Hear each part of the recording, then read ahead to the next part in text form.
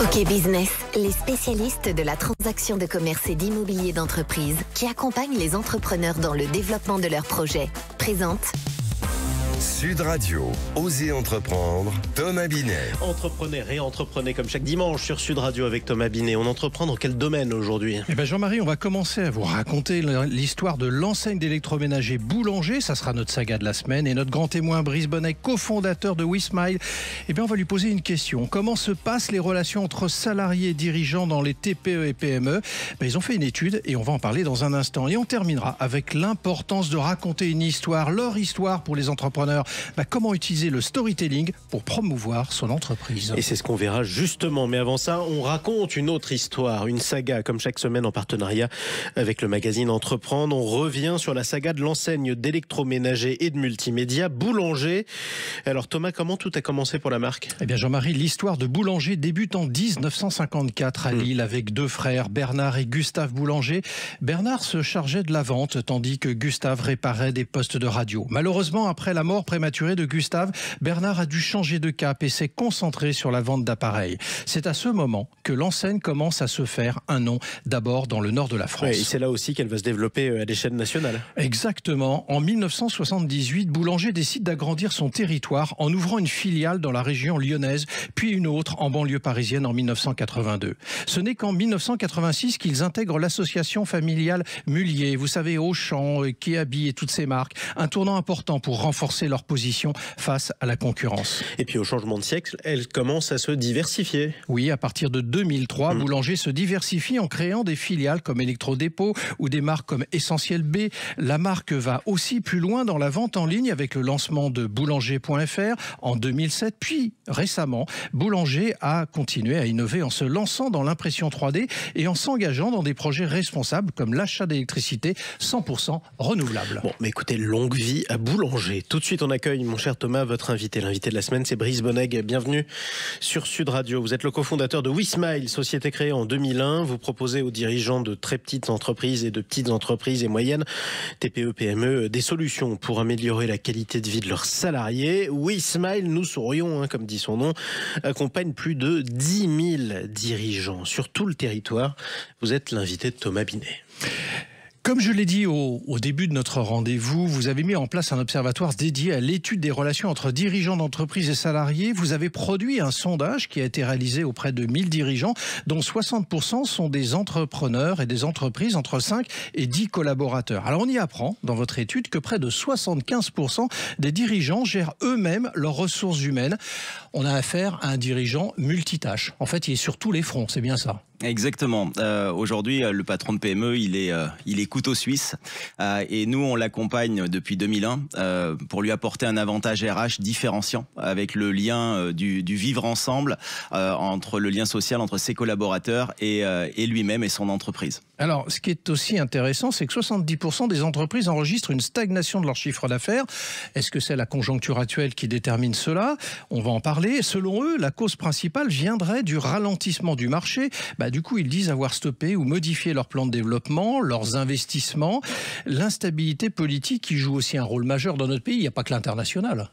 Ça fait partie des points et justement le lien social avec les équipes, et ce qu'on voit dans ce baromètre, c'est qu'il y a des écarts en fait entre les entreprises qui ont mis l'homme et la femme au cœur de ces priorités, et ces entreprises-là ont plus le moral. On a une segmentation dans nos enquêtes entre le panel des entreprises clientes chez nous et puis les mêmes entreprises de taille équivalente, et on voit que le niveau de confiance il varie de 20 points dans cette étude. Oui.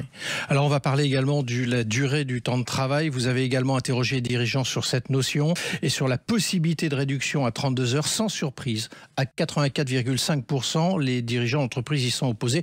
Pas sûr que vous auriez eu le même résultat si vous aviez sondé les salariés ? Je sais pas. Je pense qu'il y a pas mal de salariés qui se rendent compte aussi que déjà les 35 heures Faut-il les faire, c'est ça ? On aspirait aussi tout le temps, on va dire, de lien aussi social. C'est-à-dire qu'à un moment donné, il y a beaucoup de salariés qui se rendent compte qu'ils ont la même tâche et la même quantité de travail à faire sur 35 qu'ils faisaient sur 39. Est-ce que sur 32 ça pourrait fonctionner? Je suis pas certain. Et nos dirigeants clients se disent, si à un moment donné il n'y a plus de bouffée d'oxygène, qu'on n'a plus le temps d'aller boire un café, je prends des images simples, c'est aussi des sources de stress. N'oublions pas que quand on a fait la loi sur les 35 heures, ça devait générer aussi des embauches. Et c'est peut-être ça aussi qui pose problème aujourd'hui, c'est que ces années après, on voit bien qu'on doit le faire soi-même et on n'a pas non plus fait cet appel d'air. Il y a la hausse des salaires aussi. À 78%, ils expriment leur incapacité à supporter une hausse du SMIC à 1 600 € net. Pour mémoire, c'est à 1 426 en avril 2025. Bon, ça veut dire que là, on a un plafond de verre? Je pense que les dirigeants de PME et même d'entreprises plus grandes, la contrainte, c'est pas forcément quelque chose de très pertinent et parfois laisser un peu plus de libre arbitre et on le voit dans nos services. C'est quelque chose qui fonctionne bien et nous juste un mot, nous on apporte les avantages des grandes entreprises aux TPE PME et on voit que nos clients apportent 2 fois plus de budget que les grandes entreprises, alors qu'ils n'ont aucune contrainte juridique à le faire. Peut-être parce que les grandes entreprises étant dans la contrainte, ils ne veulent pas faire plus. Mais justement, laissons la générosité au lieu de contraindre. Parfait. Alors vous êtes intéressé également aux plus jeunes, la génération Z comme Zoomer, l'opposition Boomer, qui sont nés entre 1990 et 2010. Ils veulent des contrats plus souples, comme le CDD, l'intérim, voire le freelancing, donc être freelance, indépendant. Et ça représente pour 83% des sondés un réel défi.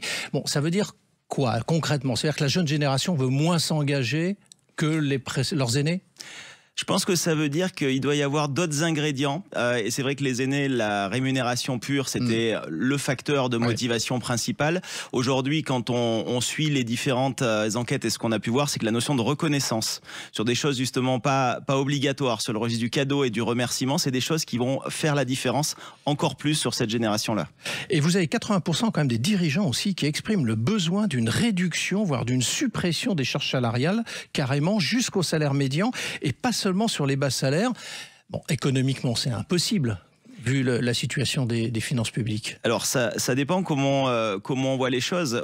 Aujourd'hui, pourquoi ils vont vers ça? C'est que finalement, est-ce qu'on nivelle pas tout le monde par le bas? Pourquoi réduire les bas salaires? Pour inciter à avoir des bas salaires.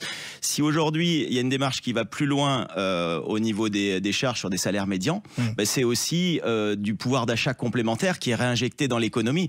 Donc est-ce qu'au bout du bout l'État est perdant? On n'en est pas convaincu. Brice Bonnègue, ma dernière question pour vous. Vous avez fait une autre étude complémentaire à la première que je viens d'évoquer avec vous, qui a été réalisée en mars 2025. Les dirigeants sont dans une attente extrêmement forte de simplification administrative à 62%.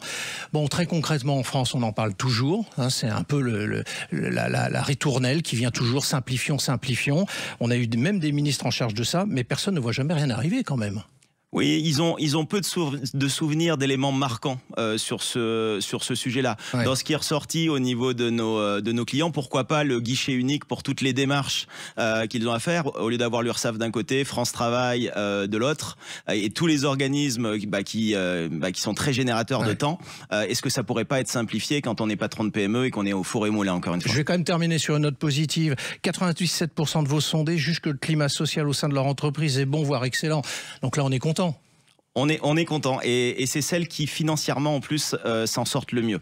Merci à vous. Formidable. Merci beaucoup Brice Bonnègue. Je rappelle que vous êtes le cofondateur de WeSmile. Merci. Tout de suite, on explique quelque chose. Bruno, le spécialiste des fournitures et de l'équipement pour les professionnels, présente Sud Radio, Osez entreprendre, les essentiels de l'entrepreneuriat. Alors Thomas, avec vous aujourd'hui, on va s'intéresser à une arme redoutable mais souvent sous-estimée dans le monde de l'entrepreneuriat, c'est le storytelling. Thomas, quand on parle de storytelling ou en français communication narrative, on imagine souvent une belle histoire, mais concrètement, qu'est-ce que ça change à une entreprise? C'est simple Jean-Marie, une entreprise qui sait raconter son histoire marque les esprits. Le storytelling permet de créer une connexion émotionnelle avec ses clients. On n'achète plus seulement un produit ou un service, on achète une histoire, des valeurs, une vision. Et c'est ça qui fait la différence face à la concurrence. Donc c'est pas juste du marketing de surface, c'est de la philosophie, quoi. Exactement. Une philosophie. Oui, c'est une philosophie. Prenons un exemple, les marques Apple, Lacoste, vêtements ou des stylos. Elles racontent une aventure, une mission. Et c'est cette histoire qui fédère une communauté, fidélise les clients. Alors quand un entrepreneur démarre, comment il doit s'y prendre pour construire son storytelling ? D'abord, il faut qu'il revienne à l'essentiel. Pourquoi a-t-on lancé cette entreprise ? Qu'est-ce qui nous anime ? C'est cette sincérité qui crée la différence. Ensuite, il suffit de partager cette histoire partout où c'est pertinent. Site web, réseaux sociaux, échanges clients. Une histoire forte inspire confiance et fidélité. Donc la clé, c'est une bonne histoire.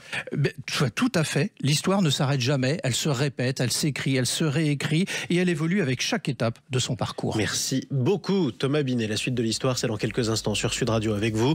Osez investir. On investit dans quel domaine ? On va parler d'épargne des Français. Sud Radio, Osez entreprendre, Thomas Binet. Avec OK Business, les spécialistes de la transaction de commerce et d'immobilier d'entreprise qui accompagnent les entrepreneurs dans le développement de leurs projets.